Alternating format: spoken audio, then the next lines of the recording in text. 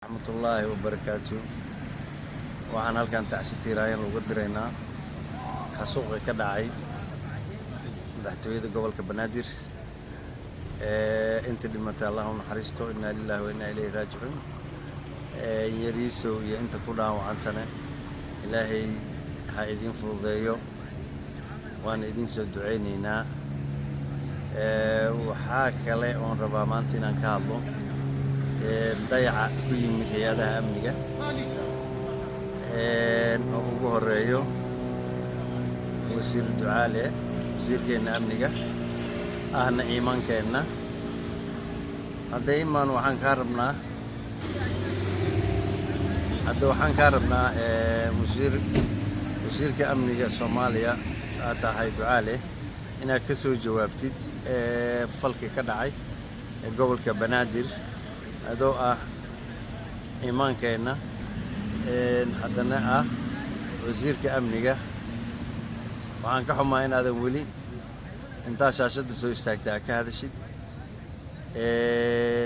waxa kale oo aan maaragtay dhaleecaynaynaa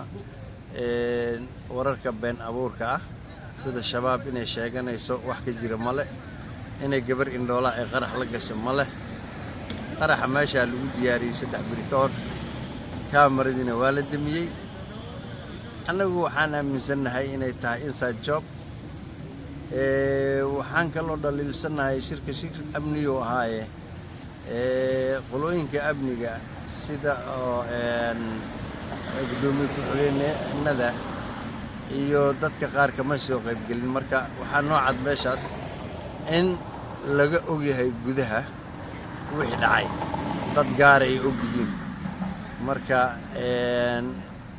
again waxaan leenahay dadka falka ka dambeeyay sida ugu dhaqsiyaha badan leh in maxkamad la soo istaajiyo oo fal dambiyeedkay galeen lagu qaado waayo dadka reer Muqdisho wuu ka dhamaanayaa sabarka wuu ka dhamaanayaa gobolkaasna in loo sameeyo maamul goboleed u gooni ah oo nabadgelyadiisa iyo wixiisa sugo ayaan u sheegaynaa ummadda halkaa joogta in maqaamkii Banaadir iyo maamul samaynta gobolka Banaadir hadda la bilaabo waayo ammaankiisa ayaa cirka isku sii shareeraya marka waa idin salaamay mar kale waxaan u tacsiyeynayaa dadka meeshaas ku dhintay dadka ku dhaawacmana Ilaahay ha ka kiciyo. Assalaamu calaykum waraxmatullaahi wabarakaatuh.